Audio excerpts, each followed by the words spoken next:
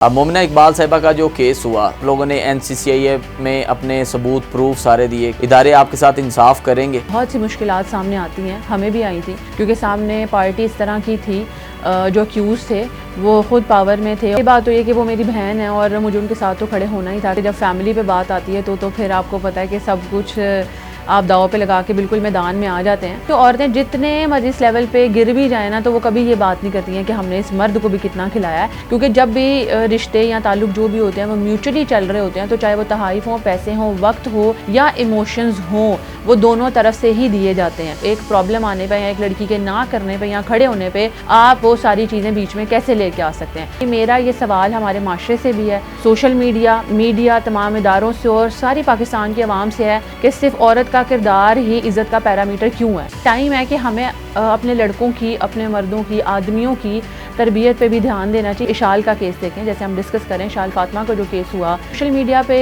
जब उनके कमेंट्स पढ़ी थी नहीं, तो उसमें लिखा हुआ था अच्छा है मर गई के माशरे से गंद साफ़ हुआ। आप, मैं या कोई भी नहीं जानता कि वो बच्ची किस तकलीफ़ से गुजरी होगी। इससे ज़्यादा मुश्किल चीज़ है कि आपको एक स्टेप लेना पड़ता है और फिर उस पर खड़े रहना होता है। एज अ कौम भी ये बात सोचने की ज़रूरत है कि हम किस तरफ जा रहे हैं। अगर हमें लोगों का खौफ नहीं है तो कम अज़ कम हमें खुदा का खौफ करना चाहिए। डॉक्टर महनूर के साथ बिल्कुल जो है उनके साथ हुआ है, उसके लिए उनको सैल्यूट भी करती हूँ कि वो इतनी बाहिम्मत औरत हैं और वो डॉक्टर भी हैं। और जो उनके साथ हुआ है, मैं माजरत चाहती हूँ उनसे एक औरत होने के नाते कि हम लोग एक दफ़ा फिर से फेल हो गए हैं अपनी औरतों को प्रोटेक्ट करने में, कि जो सज़ाएं हैं ना वो बिल्कुल सेम नौयत की होनी चाहिए, जो जैसा करता है उसके साथ वैसा होना चाहिए। तो हमारी CM हैं मरियम साहिबा, उन्होंने जैसे कि क्लियरली बोल दिया कि औरतें और बच्चे मेरी रेड लाइन है। अस्सलाम वालेकुम नाज़रीन, मैं हूं आपका मेज़बान सैयद अरम अब्बास। आज का दौर एक नहायत संगीन और तकलीफ़ दे दौर है। सवाल ये सामने आता है, रोज़ाना हम सुनते हैं कि कहीं कोई बेटी महफूज नहीं तो कहीं कोई डॉक्टर जो हमारी जान बचाते हैं, हमें एक नई ज़िंदगी देते हैं, और सैकड़ों की तादाद में कई हिरासमेंट के केस हमारे सामने आते हैं। क्या हमारा माशरा ख़वातीन के लिए गैर महफूज है? आखिर ख़वातीन के ख़िलाफ़ तशद्दुद में बढ़ते हुए ऐसे वाक़यात के पीछे कौन है? हालिया चंद रोज़ की मैं बात करूँ तो ऐसे काफ़ी केसेस हमारे सामने है। कहीं मैं इशाल फातिमा की बात करूँ, 17 साला फर्स्ट ईयर की स्टूडेंट जिसको ज़्यादती करने के बाद अस्पताल में फेंक दिया गया। दूसरी जानिब मैं बात करूँ महानूर, डॉक्टर महानूर, जो अस्पताल में ड्यूटी करने के दौरान उन पर तेज़ाब फेंक दिया गया। तीसरी जानिब मैं कराची की बात करूं तो वहां पर एक शहरी ने अपनी ही बीवी को अज़दवाजी ताल्लुक़ कायम ना करने पर मौत के घाट उतार दिया गया। आखिर हमारा माशरा किस तरफ राग़िब है? मेरे साथ इसी टॉपिक पर गुफ्तगू करने के लिए आज सीनियर एडवोकेट रिमचा इकबाल साहिबा मौजूद है। इन्हीं से जानते हैं आखिर हमारा माशरा ख़वातीन के लिए गैर महफूज क्यों होता जा रहा है। अस्सलाम वालेकुम मैम। वालेकुम अस्सलाम। Thank you so much Arham कि आपने आज मुझे इनवाइट किया ताकि हम इस ये जो बहुत सीरियस टॉपिक है इस पे बात कर सकें। मेरा ख़ुद ख़्याल ये था कि हमें इस पे बात करनी चाहिए, क्योंकि पास कुछ दिनों में हम देख रहे हैं कि बहुत सारे ऐसे केसेस हैं जो औरतों के अगेंस्ट आ रहे हैं और संगीन से संगीन हैं और होती ही जा रही हैं चीज़ें। तो मेरा ख़्याल है अब ये राइट टाइम है कि हम लोगों को इस बारे में ना सिर्फ बात करनी चाहिए बल्कि सीरियस किस्म के एक्शंस भी लेने चाहिए इन लोगों के अगेंस्ट जो ये सब कुछ कर रहे हैं, और उनकी कोई लिमिट नहीं है, उनको रोका नहीं जा सकता। अब मैं यही समझता हूँ कि आखिर ख़वातीन के साथ ही क्यों ऐसे वाक़यात होते हैं आए दिन। अभी मैं हालिया बात करूँ तो एक मंथ में बड़े ऐसे केसेस रिपोर्ट हुए हैं जिन्होंने लोगों के दिल दहला दिए। और हम ना सिर्फ इन दिनों की आप बात करें तो मैं आपको ये बताती चलूँ फैक्ट्स एंड फिगर्स के अकॉर्डिंग कि 2008 की अगर हम बात करें तो उसमें 7500 जो एनुअल केसेस थे जो रिपोर्टेड थे औरतों के ख़िलाफ़, तो उसके बरक्स अगर अभी आप देखें कि 2021 से 2026 में जो इसकी शरह बढ़ती हुई 45,000 से 50,000 तक जो एनुअल केसेस हैं औरतों के ख़िलाफ़ रिपोर्ट होते हैं। और आप ये देखेंगे तो सिर्फ वो केसेस हैं जो रिपोर्ट हो रहे हैं, क्योंकि जो हम लोगों ने देख लिया अपनी सोसाइटी की जो सोच और जैसा रिस्पॉन्स आता है उसको देखते हुए बहुत कम लोग जुर्रत करते हैं कि आके सामने अपना केस रिपोर्ट कर सकें, और उसमें भी इतनी श्योरिटी नहीं होती कि कितनी सुनी जाएगी और कितनी नहीं सुनी जाएगी और क्या होगा उनका। तो ये अभी इतने सारे मसाइल के बावजूद 45,000 से 50,000 पर ईयर केसेस रिपोर्ट हो रहे हैं औरतों के अगेंस्ट। तो ये अगर आप देखें तो हमें, हमारे माशरे को भी शदीद ज़रूरत है इन सारी चीज़ों पे रोकथाम करने की कि ये क्यों बढ़ रहे हैं। ये वक्त के साथ, चूँकि अब आप देखें कि सोशल मीडिया का ज़माना है, इंटरनेट का दौर है, सबको शऊर बढ़ना चाहिए, बजाय ये क्राइम रेट कैसे बढ़ रहे हैं। क्राइम की मैं बात करूं तो क्या समझती हैं कि हमारी अदालतें जो है वो फैसला करने में ताख़ीर कर देती हैं, या फिर कहीं पर पुलिस की इन्वेस्टिगेशन में आपको कहीं ऊंच नीच नज़र आती है? देखिए, मैं सारा मामला जो है वो अथॉरिटीज़ पे तो नहीं डालूंगी कि मसला अदालतों में है या पुलिस के काम में है। मेरा ख़्याल है हमें रूट कोज़ पे बात करनी चाहिए कि इस सारे मसले की जड़ क्या है। तो जड़ आप कह लें कि हमारी जो पेट्रियार्कल सोसाइटी है, जहाँ पे ये सोच है कि औरतें जो हैं वो दबाने की चीज़ होती हैं, उनको कंट्रोल करने की चीज़ होती हैं। तो ये जो माइंडसेट है ना, ये हमारी इन सारी चीज़ों में मसला पैदा कर रहा है कि जो फिर आप देखें, चाहे वो मीडिया के लेवल पे बात है, वो अथॉरिटीज़ के, वो अदालतों के या पुलिस के हद तक अगर बातें हैं, तो जब माइंडसेट ही ठीक नहीं है तो कोई भी इदारा या कोई भी फोरम वो परफॉर्म कैसे करेगा। फॉर एग्ज़ाम्पल आप ये देखें कि अगर एक लड़की के साथ कोई मसला पेश आता है, कोई क्राइम होता है, वो चाहे जितना भी माइनर हो या जितना भी हीनियस हो, पहले तो उसको घर से ही सपोर्ट नहीं दी जाती। आपको आवाज़ उठाने के लिए रोका जाता है कि आप बात ना करें, क्योंकि आपने ये नोट किया होगा कि हमारे माशरे में जो इज़्ज़त का दारोमदार है वो अकेला औरत पे है, कि जो घर की औरत होती है वो डिफ़ाइन करती है कि कितनी घर को इज़्ज़त मिलेगी या ख़ानदान को कितनी इज़्ज़त मिलेगी। मेरा ये सवाल हमारे माशरे से भी है, सोशल मीडिया तमाम इदारों से और सारी पाकिस्तान की आवाम से है कि सिर्फ औरत का किरदार ही इज़्ज़त का पैरामीटर क्यों है? क्यों आदमियों का किरदार मैटर नहीं करता? क्यों अगर आदमी ठीक नहीं है या मर्द अगर ठीक नहीं होते या उनके कैरेक्टर ठीक नहीं होते या वो कोई गलती करते हैं, तो उससे क्यों ये जज नहीं किया जाता कि ख़ानदान की बेइज्जती भी होगी? मैं हरगिज़ ये नहीं कहती हूँ कि सारे के सारे मर्द ऐसे हैं। जो मेरा करियर भी रहा है, बहुत सारे लोग जो मुझे जानते हैं उन्होंने देखा कि मैंने बहुत ज़्यादा आदमियों के लिए भी आवाज़ उठाई है। कुछ ऐसे टॉपिक्स जहाँ पे कंसेंट की बात थी और ऐसे जो झूठी FIR, जो ब्लैकमेल किया जाता है, हनी ट्रैप किया जाता है, मैंने हमेशा आदमियों के लिए भी आवाज़ उठाई, क्योंकि उनके लिए भी बोला जाना चाहिए। ऐसे सेंसिटिव टॉपिक हैं जिन पे बात नहीं होती।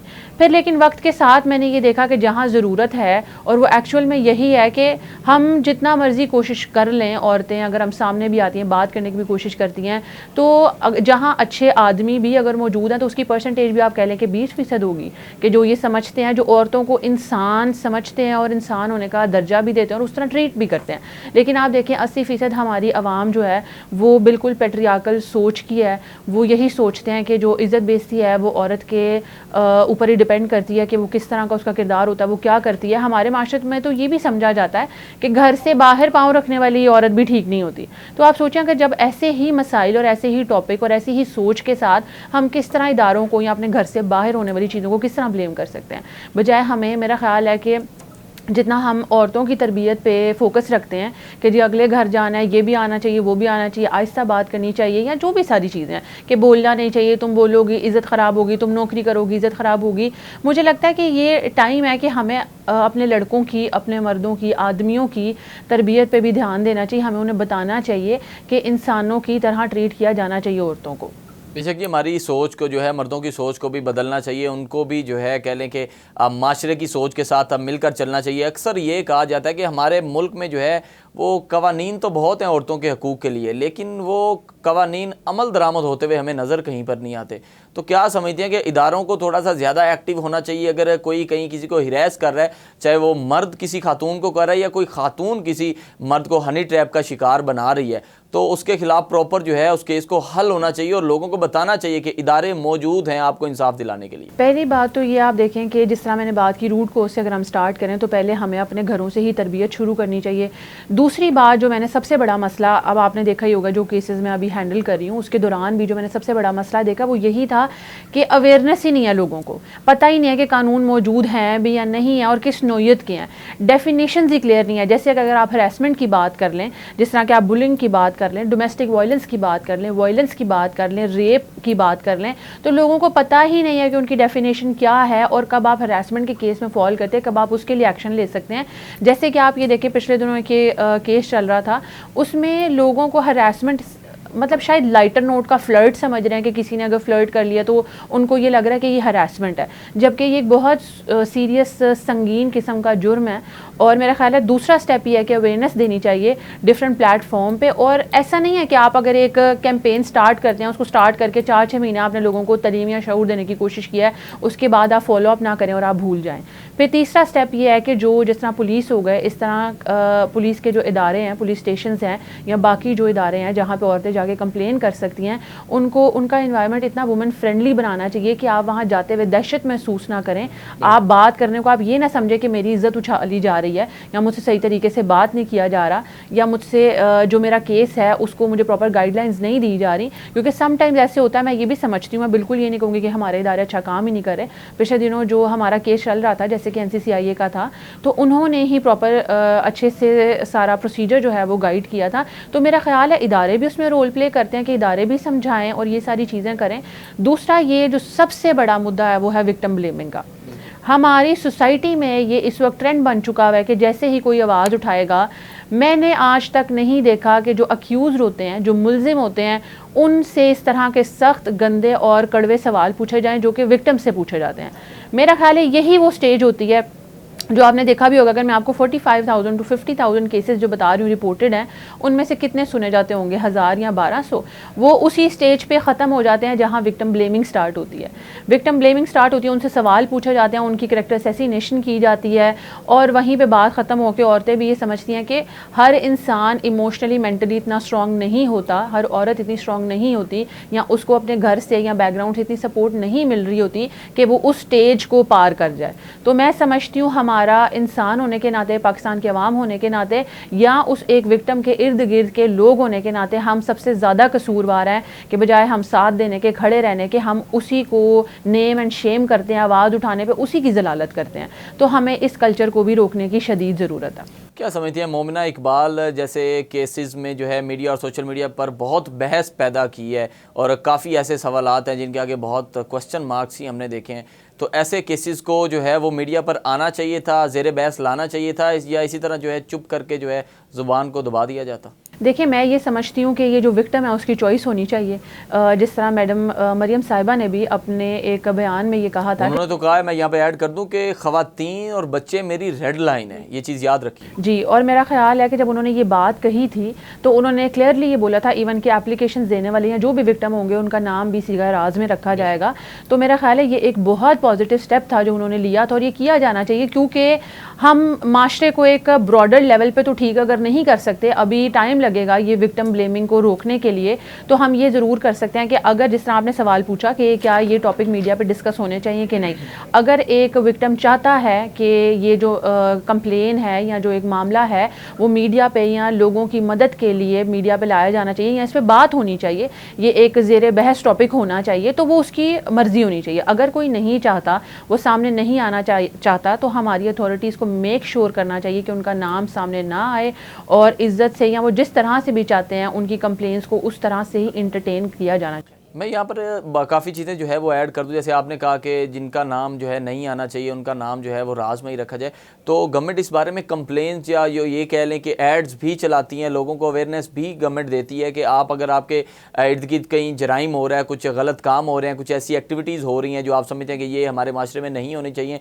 इस पर बच्चों पर बड़े बुरे असरात हो सकते हैं, तो वो आपका नाम जो है राज में रखा जाएगा। तो क्या समझिए कि हमारे जो है इर्द गिर्द के जितने भी लोग हैं उनमें भी इतनी अवेयरनेस होनी चाहिए कि वो गलत को गलत कहना सीखें, सही के साथ खड़े हों, हमारे इदारों का साथ दें। ये नहीं है कि अगर इदारे एक्टिव हो जाते हैं एक चीज़ को लेके फिर वही इदारों के अगेंस्ट खड़े होना शुरू हो जाए, ये तो आप गलत कर रहे हैं।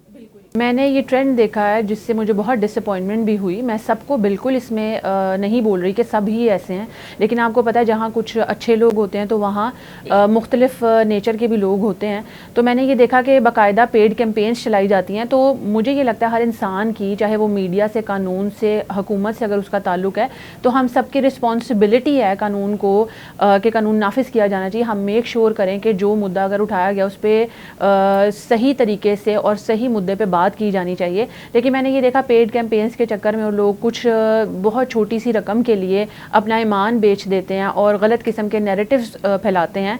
और हम मैं आपको ये बताती चलूँ कि मैंने एक केस किया था एक लड़की का, वो मेरी क्लाइंट थी, तो उसका मैंने ये केस किया था। उसने जुरत की थी सिर्फ ये कि उसको डोमेस्टिक वायलेंस का शिकार थी वो, और उसने जुरत की कि मुझे इस आदमी के साथ कंटिन्यू नहीं करना। पहले तो शॉकिंग बात ये थी मेरे लिए कि उनको खुला का ही प्रोसीजर नहीं पता था कि खुला का प्रोसीजर कैसे होता है। उनको वो बताया गया और उन्होंने जब लिया खुला लेके, वो ऑलरेडी चूँकि 7 महीने से अपने घर पे ही थी, फिर उन्होंने खुला ली। और आप यकीन करें उनके इर्द गिर्द के लोगों ने और सोसाइटी ने ही ये बात फैला दी और उनका रिश्ता आया, उन्होंने शादी की, जो कि मुझे लगता है हर औरत का हक होता है, अगर हर औरत का भी क्या आदमी का भी, कि अगर 2 लोगों की सेटलमेंट नहीं हो रही तो अपनी ज़िंदगी भी मुश्किल करने या दूसरी की भी ज़िंदगी मुश्किल बनाने, और जो आपने बच्चे दुनिया में लेके आने उनकी भी ज़िंदगी मुश्किल बनाने से बेहतर है कि आप अलहदगी इख्तियार कर लें। तो उन्होंने एक ये डिसीजन लिया, और चूँकि वो अलहदा हुई और उसके बाद उनको अल्लाह पाक ने फिर से मौका दिया और उन्होंने शादी की।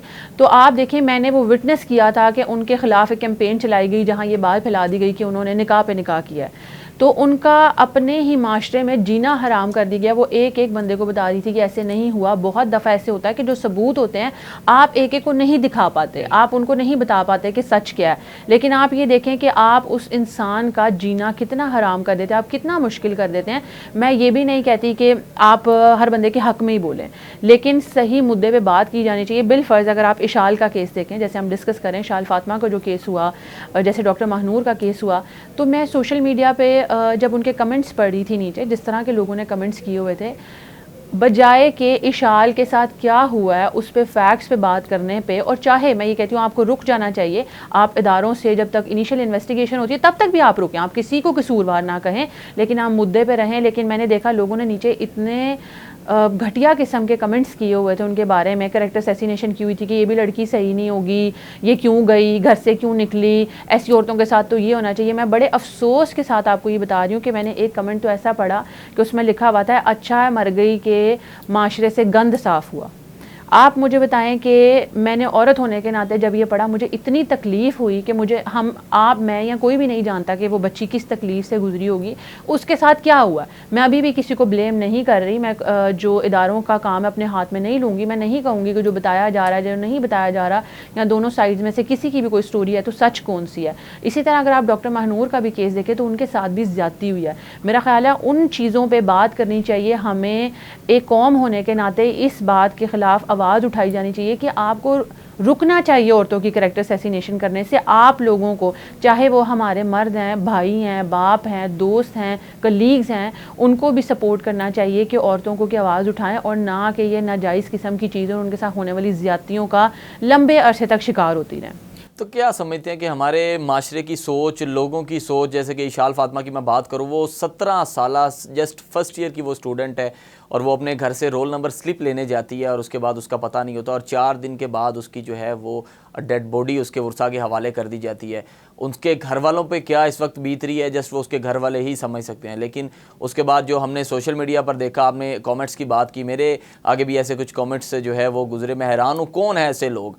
हमारे इदारों को चाहिए कि इन जैसे लोगों को भी पकड़े और इनको भी जो है वो कैफरे किरदार तक ज़रूर पहुँचाए कि कौन किसी को भी हक हासिल नहीं है किसी भी ख़वातीन पे या किसी भी जो है वो लड़की पे इस तरह की कमेंट करे। उसके घर वालों पे इस वक्त क्या तकलीफ़ तारी होगी जस्ट वही एज्यूम कर सकते हैं। तो क्या समझती हैं, वो 17 साल की एक छोटी सी बच्ची थी, उसके साथ क्या हुआ वो सबको पता है। बिल्कुल, मेरा यही पॉइंट था कि आप देखें कि फ़ैमिली भी बहुत तकलीफ़ और अज़ियत से गुजर रही होती है जब आपको ये सारी चीज़ें फ़ेस करनी पड़ती हैं। मेरा ख़्याल है उनको भी प्रोसेस करने में टाइम लगता है कि हुआ क्या है, केस के फैक्ट्स क्या हैं, जैसे कि मेडिकल रिपोर्ट आती है, जैसे कि आप देखें कॉल रिकॉर्ड्स आते हैं, और एक्चुअल स्टोरी जब तक घर वालों को भी पता चलेगी उस टाइम तक के लिए आप देखें उनको सपोर्ट की ज़रूरत होती है, उनको कंसोल करने की ज़रूरत होती है जी कि हम आपके साथ खड़े हैं। जबकि आप देखें इसके बरक्स ही होता है कि इंटरव्यू शुरू हो जाते हैं, लोग खुद से फैसले सुनाने शुरू कर देते हैं और जाके अलग अलग तरह के इल्ज़ाम लगाने शुरू कर देते हैं, ये जो कि बहुत गलत है। हमें इन सारी चीज़ों पे बात करनी चाहिए। और जैसा कि आपने ये कहा कि इन कमेंट्स हो जो इस तरह की चीज़ें उन पर रोकथाम होनी चाहिए,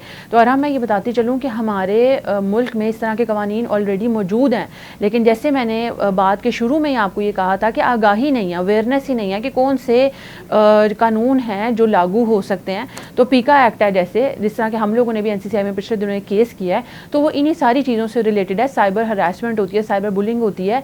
मैं पाकिस्तान के अवाम को इंशाल्लाह मैंने ये बिल्कुल अपने आप से ही प्रॉमिस किया कि मैं ये अवेयरनेस दूंगी, ख़ास तौर पे लड़कियों को, जो बच्चियाँ हैं, हमारी बहनें हैं, माएँ हैं, जो इस सारी अजियत से गुजर रही हैं।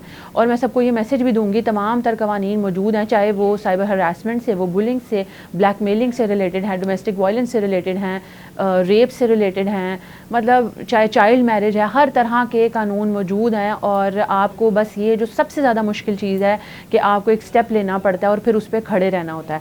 हमारे जो सिस्टम की, जिस तरह आप बात कर रहे थे कि अदालतें या जो पुलिस है या जो अथॉरिटीज़ हैं, क्या उनकी तरफ से प्रॉब्लम है? देखें, बहुत सारे केसेस होते हैं अदालतों में, अगर डिले हो भी जाता है, जो कि अव्वल नहीं होना चाहिए, अगर डिले हो भी जाता है तो मेरा ख्याल जो लोग कंप्लेनेंट होते हैं, जो विक्टिम होते हैं, फॉलो अप करना चाहिए, खड़े रहना चाहिए।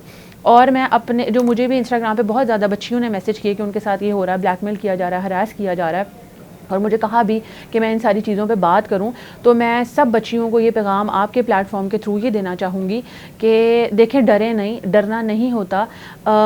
ये तो माशरे का रूल है, लोगों का काम है कहना और लोगों ने कहते रहना है। आप अपने इर्द गिर्द मौजूद किसी भी एक बंदे को कभी राज़ी नहीं कर सकते, तो आपने सिर्फ अपनी ज़ात के बारे में सोचना है।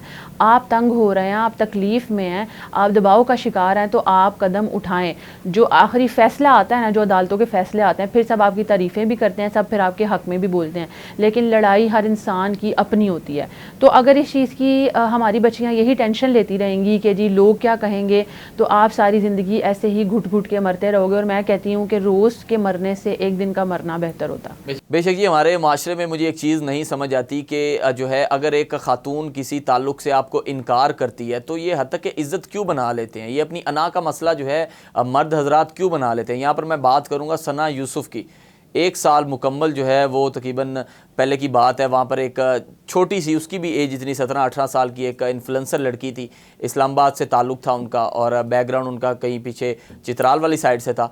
उनको भी एक नाजायज़ ताल्लुक़ के इनकार पर सरेआम दिन दहाड़े गोलियां मारकर मार दिया गया। तो क्या समझती हैं, उसके बाद क्या हुआ आपके सामने है? जी, वो तो इंतहाई अफसोसनाक और दर्दनाक वाक़या था। और उसके भी बारे में मैं आपको बता दूं कि अगर उस बंदी ने भी, बच्ची ने भी ना कहना मुनासिब समझा एक नाजायज़ ताल्लुक़ से भी, जो कि मैं ये समझती हूँ कि एक इंसान की पर्सनल ज़िंदगी में क्या हो रहा है और ताल्लुक़ की नोयत क्या है, वो आप या मैं या माशरा कोई नहीं होता बताने वाला, सिवाय उसके कि उसके साथ क्या हुआ है। उसके सना के केस में भी आप देखें कि किसी को नहीं पता कि अंदर की सच्चाई क्या थी। अगर उस बच्ची ने मना करना, ना करना चूज़ किया, तो उस पर भी सवाल उठाए गए। मैंने तो वो तक देखे कि वहाँ पे भी ऐसे मैंने कमेंट्स पढ़े हैं जहाँ पे लिखा जाता था कि रिप्लाई तो इसने भी किया होगा, बातें तो ये भी करती थी, और जो उसका जो अक्यूज़ है केस का, उसने भी बोला कि जी मुझसे तहाइफ भी लेती रही है। तो मुझे ये बात समझ नहीं आती कि अगर मेरी ज़िंदगी गुजारने के कुछ असूल हैं, मेरे कुछ डिसीजंस हैं, या एक इंसान का कैरेक्टर है, वो जैसा भी हो, वो इस बात की इजाज़त कैसे देता है कि आप उसकी ज़िंदगी पे हक रखें, या आप उसकी डिग्निटी की, उसकी सेल्फ़ रिस्पेक्ट, उसकी इज़्ज़त की लाइन क्रॉस करें कि आप उसके साथ कुछ भी कर सकते हो। जो सना के साथ भी हुआ, क्लियरली वो बहुत बड़ी ज़्यादती थी। मैं कहती हूँ उस केस को भी उसके जो आप कह लें अंजाम तक लेके जाना चाहिए, और उसमें तमाम तर जो हमारे इदारे हैं, अवाम है, उनको भी सपोर्ट करना चाहिए। मैं तो कहती हूँ जो बच्चियाँ इस दुनिया से चली जाती हैं इस अजियत का टाइम गुजार के, और जो उनके साथ होता है उसके बाद भी लोग सवाल जारी रखते हैं, तो मेरा ख्याल है कि हमें थोड़ा सा एज अ कौम भी ये बात सोचने की ज़रूरत है कि हम किस तरफ जा रहे हैं। अगर हमें लोगों का खौफ नहीं है तो कम से कम हमें खुदा का खौफ करना चाहिए कि हम किसी की भी ज़िंदगी के फ़ैसले या डिसीजन, या वो कैसा इंसान है, वो फ़ैसले अपने हाथ में नहीं लेने चाहिए। तो वो भी सरासर गलत ही हुआ है, लेकिन मेरा ख्याल है कि हमें इस बात पे रहना ही चाहिए। अगर हम लोग भी इस केस को भूलें ना और फॉलो अप रखें, तो ऐसे बहुत सारे केसेस हैं जो एग्जाम्पल सेट करते हैं, और वो सामने चाहे कोई भी हो, उसको उसके अंजाम तक लेके जाना चाहिए। यहाँ पर मैं बात करूँगा डॉक्टर महानूर की, जो अपनी ड्यूटी पर थी, लोगों की जान बचाती थी, लोगों को एक ज़िंदगी देती थी। डॉक्टर हमारे माशरे में एक बहुत, मैं कहता हूँ कि टफ़ जॉब है, जो लोगों की ज़िंदगियाँ बचाते हैं। वो अपनी ही ड्यूटी के दौरान एक शख्स उसी हॉस्पिटल का वो आता है और उन पर तेज़ाब फेंक के चला जाता है, और उसके बाद उनके साथ क्या हुआ, इतनी वो शदीद तरीन ज़ख्मी हुई, और आज भी वो हॉस्पिटलाइज हैं, तो क्या समझती हैं कि इन जैसे लोगों को हमारे इदारों को चाहिए कि सरेआम सज़ा देनी चाहिए, कोई एक ऐसी एग्जाम्पल सेट हो जानी चाहिए कि ताकि आने वाले वक्त में कोई भी इस तरह की गुस्ताखी या कोई सोच भी न रख सके? बिल्कुल, आपकी बात बिल्कुल दुरुस्त है। पहली बात तो मैं डॉक्टर महानूर के साथ बिल्कुल जो है उनके साथ हुआ है उसके लिए उनको सैल्यूट भी करती हूँ कि वो इतनी बाहिम्मत औरत हैं और वो डॉक्टर भी हैं। वो हमारे लिए जो कर रही हैं वो हमारे लिए फ़ख्र का एक ज़रिया हैं। और जो उनके साथ हुआ है, मैं माज़रत चाहती हूँ उनसे, एक औरत होने के नाते भी या पाकिस्तान की एक शहरी होने के नाते भी, कि हम लोग एक दफ़ा फिर से फ़ेल हो गए हैं अपने औरतों को प्रोटेक्ट करने में। लेकिन आप ये देखें, मैंने उनके केस में भी देखा कि जैसे ही ये केस बाहर आए तो बजाय ये केस बारे में बात होनी चाहिए कि एक चीज़ गलत हुई है, उसके पीछे रीज़न कुछ भी हो तो आवाम ने उसमें भी जो है गड्ढे खोदने शुरू कर दिए कि हम देखें कि जी हुआ क्या, कोई तो वजह होगी। उस सामने वाले शख्स ने जो डॉक्टर महानूर के साथ किया है उसके पीछे कोई तो वजह रही होगी, क्यों किया होगा। मेरा सवाल है आवाम से, पाकिस्तान की आवाम से, इदारों से या मीडिया, सोशल मीडिया, तमाम तर जो भी लोग हैं जो देख रहे हैं, कि ये सवाल किस तरह से किसी भी एक इंसान का जो भी गलत एक्ट होगा जो उस आदमी ने किया डॉक्टर महानूर के साथ, वो सवाल रेलिवेंट ही कैसे है कि क्यों किया। एक चीज़ गलत हुई है तो वो गलत हुई है, उस पर एक्शन लेना चाहिए। और अरहम, मैं आपको ये बात कहूँ, मुझे ऐसे लगता है कि जो सज़ाएँ हैं ना वो बिल्कुल सेम नौयत की होनी चाहिए, जो जैसा करता है उसके साथ वैसा होना चाहिए और सरेआम होना चाहिए, ताकि एक एग्जाम्पल सेट हो। जैसे कि हम पिछले दिनों से देख रहे हैं कि जो भी CCD काम कर रही हैं कि जैसे स्ट्रिक्ट एक्शन ले रही हैं, मैं उनको सैल्यूट करती हूँ, मैं दिल से उनकी शुक्रगुजार हूँ कि वो जो हरासमेंट के केसेस के लिए फौरी एक्शन ले रहे हैं। तो लिटरली मैंने बहुत सारी औरतों से भी ये रिव्यूज़ लिए कि एटलीस्ट कुछ हद तक अब आप सेफ़ महसूस करते हैं कि चलें, ये वाली इनसिक्योरिटी तो होगी कि घर से बाहर जाएंगे तो कुछ हो जाएगा, लेकिन अब CCD की वजह से ये भी था कि अगर हम एक्शन लेंगे तो हमारी सुनी भी जाएगी। और दूसरा बात करते चलें, जो हमारी CM हैं मरियम साहिबा, उन्होंने जैसे कि क्लियरली बोल दिया कि औरतें और बच्चे मेरी रेड लाइन है, तो हमें उनका साथ देना चाहिए और हमें ये बात उनके साथ मिल के सारे पाकिस्तानियों को, मर्द हैं, ख़वातीन हैं, यंग जनरेशन के बच्चे और बच्चियाँ हैं, हमें ये बात जो है वो एक्शन तक लेके जानी चाहिए कि वाकई ये रेड लाइन है। और हम चाहे हमारे इर्द गिर्द सर्कल में ये हो रहा है, दोस्त, बहन या किसी रिश्तेदार के साथ, तो हमें आवाज़ उठानी चाहिए और जो भी कोई इस तरह की हरकत करता है हमें उसको उसके अंजाम तक लेके जाना चाहिए सरेआम। बेशक जी, हमारी CM साहिबा को सल्यूट है इस बात पे। डे फर्स्ट से उन्होंने आते साथ ही एक बात कही थी कि बच्चे और ख़वातीन स्पेशली मेरी रेड लाइन है, अगर इनको किसी ने नुकसान पहुंचाने की भी कोशिश की तो इदारे उसके ख़िलाफ़ कभी भी जो है वो माफ़ी नहीं देंगे उसको, और वो पूरी दुनिया देखेगी कि इदारे किस तरह जो है हमारी CCD किस तरह भी काम कर रही है। और काफ़ी जगहों पर हमने ये एग्जाम्पल सेट हो चुकी है, लोग डरना भी शुरू हो गए। यहाँ पर मैं बात करूँगा एक केस 1 साल पहले ही जो है समिया हिजाब की मैं बात करता हूँ।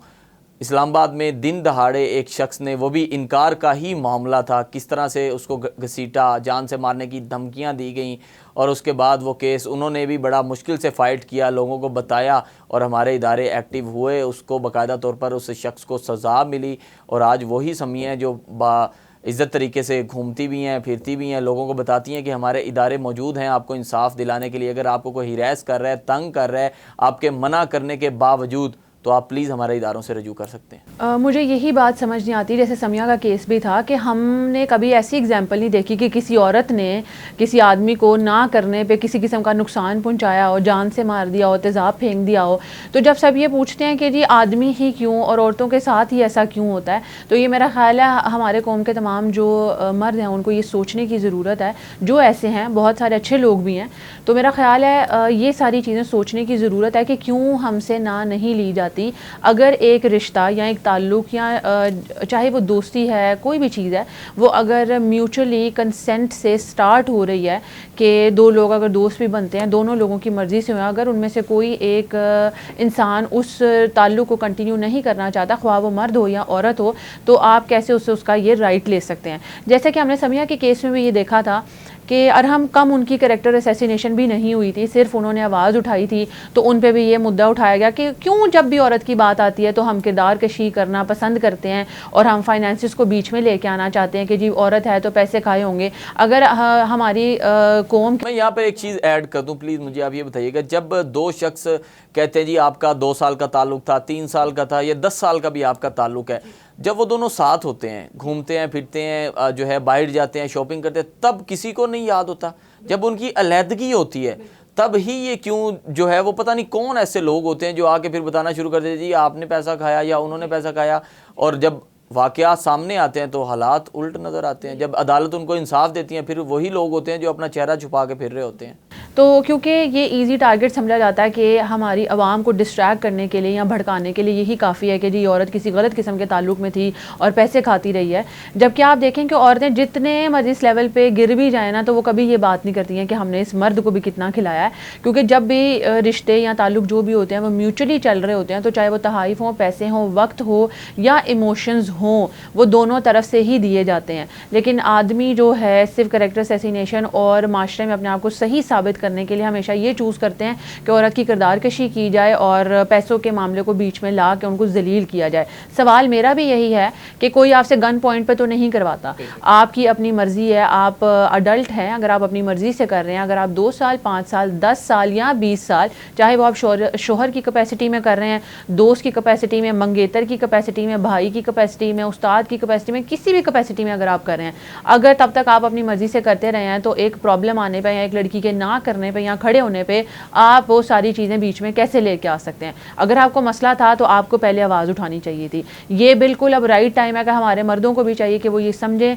ना का मतलब ना होता है और इसको लेने के लिए तैयार रहें कि आप लोगों ने अगर कोई लड़की मना कर देती है तो आपने मना होना है। बेशक जी, हमारे जो है मर्दों को भी ये सोच बदलनी चाहिए। अगर एक खातून आपको इनकार कर रही है तो आप किसी भी सूरत उनके इनकार को इकरार में तब्दील नहीं कर सकते। मैं यहाँ पर बात करूँ, आप अभी एक केस से गुजर रही हैं जो कि इस वक्त सोशल मीडिया पर बहुत ही ज़्यादा हाइप ले रहा है। मोमिना इकबाल साहिबा का जो केस है, बताया ये गया चंद हफ्ते जो है आप जो है पहले इदारों के साथ आपने रजू किया और आपको ये फ़ील हुआ कि उस तरह से आपकी बात नहीं सुनी जा रही जिस तरह से सुनी जानी चाहिए। फिर उसके बाद आपकी सीएम साहिबा की जानिब से जो है दरख्वास्त मौसूल होती है और उन्होंने कहा कि बाकायदा तौर पर इस केस की जो है इन्वेस्टिगेशन होनी चाहिए। अब मैं इस केस के पूछूंगा कि क्या करंट सिनेरियो है, इंसाफ होता आपको नज़र आ रहा है? क्योंकि एफआईआर जो है वो दर्ज हो गई है और ये एक बहुत बड़ा इनिशिएटिव है।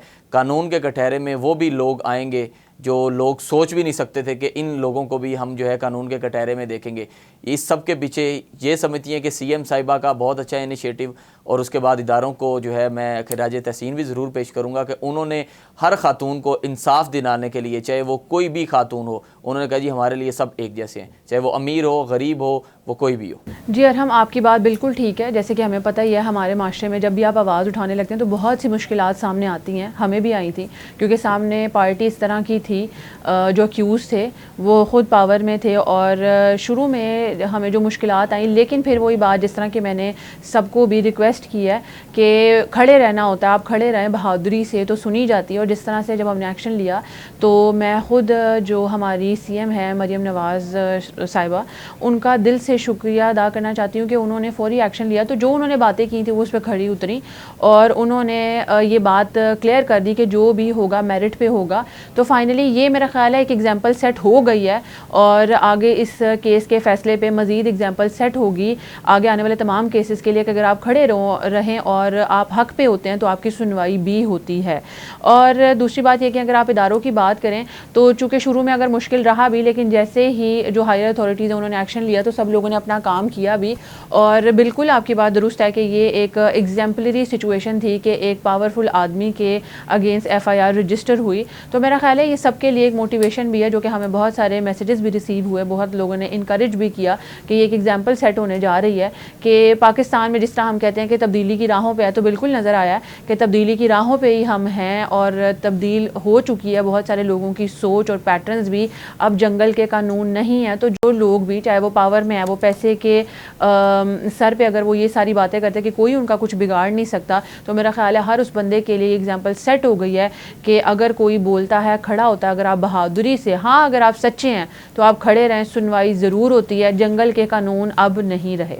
मैं यही बात करूंगा कि अब वो कानून नहीं रहा जो लोगों की सोच में पहले था कि आपकी सुनवाई नहीं होगी, इंसाफ नहीं होगा, आपको अदालतों के धक्के खाने पड़ेंगे।